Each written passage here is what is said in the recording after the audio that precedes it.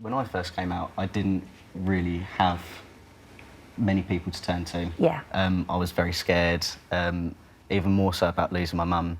So I wanted to basically show other people that, you know, there is help out there. You know, the process isn't as hard as people think. You know, it's just...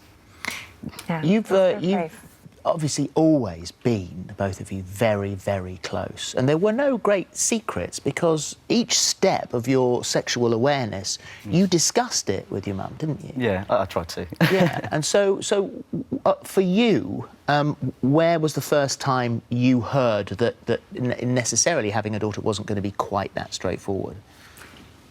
Not necessarily that I heard. At the age of 9, I had a discussion with my sister, and we both came to the conclusion that Lauren was gay. Yeah. But her telling me at 13, I accepted straight away. But it was the discussion that you had when I think you were about 17 that was the one that rocked your foundations, really. I didn't see that one coming, not at all. Did so. Yeah, well, exactly, because Yeah. for you, I mean, like you said, it was a lot of people that we have talking about this on the sofa will say they knew from a young age, that something wasn't right. But for you, it wasn't until you were sort of 17, it was much, much later on in life. There was a light bulb really moment, known. wasn't there, for you? Yeah, I mean, I've always really known, but it took until I turned 17 to actually discover what that missing puzzle piece was. What was the missing puzzle piece? Yeah. What did you discover? Well, Who did you speak to? I actually met another trans guy, which was the first time I'd ever met a trans male, and I was so envious of him. I couldn't stop looking at him, I couldn't stop looking at his chest surgery, I couldn't stop, you know, looking at the stubble coming through on his chin. I'm like, OK, I'm not just, you know, I'm not just looking at you because I think you're a very handsome bloke, but, you know, I want what you've got. Yeah. I'm jealous. One of the first challenges for you, Karen, was getting used to the name change, wasn't it? Absolutely. And that took you a long time. I mean, this didn't just happen overnight. That both of you explained everything and you were fine with it. I mean, the reality of this was it took you a year. Took me a year plus, I think, yes. Yeah. To even use the name Lucas, even writing cards. Initially, I didn't put anything in the card. I would just sign it, love from mum. Yeah. And then I'd start putting the initial L, but I couldn't actually write Lucas.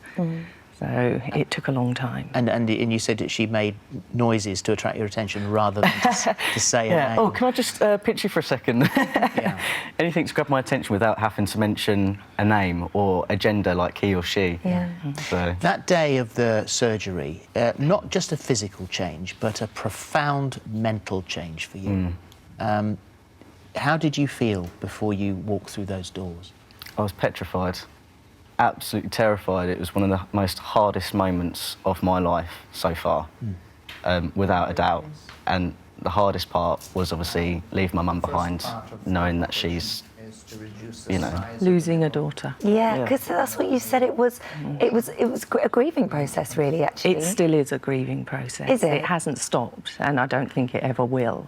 Because you still keep photos up, don't you? Yes, there's photos downstairs, and I keep one by the side of my bed as well, of Lauren, aged 3, about to go to a Christmas nursery school party. And how do you feel about that? Do you mind that? Not at all. I have no shame in my past at all. I accept the fact that Lauren is still a part of me. You know, I don't want to shut off my past at all from anyone, you know, especially not from my mum. I'm assuming that you are now in the right place, that you are very happy. I couldn't be happier. I never thought I could be this happy just from, you know, something so simple as getting rid of them. Yeah. And that must, for you, Mum, I mean, ultimately, regardless of whatever the situation, to know your child is happy is the most important thing in the world. As a parent, that's all you can ask for, isn't it? Yeah. You know, you give birth to them, but you can't live their lives for them. Absolutely. They've got to live their own life. To be fair... And all I can do is support him through that. Yeah. You had a huge amount of support from my best friend, Tanya, on the day of my surgery. Oh, massively. Without Tanya there, I don't think you would have been able to cope that day. No. She was my rock that day, wasn't she? Especially when you fainted after the swelling. Oh, really? Oh, gosh. Had a little bit of swelling and slid down the window frame. Oh, gosh, you poor thing. You had to put that out there. Sorry. It's probably on the documentary, I imagine, anyway. No. Oh, it's definitely out there now then. Thanks. Karen, thank you very much indeed.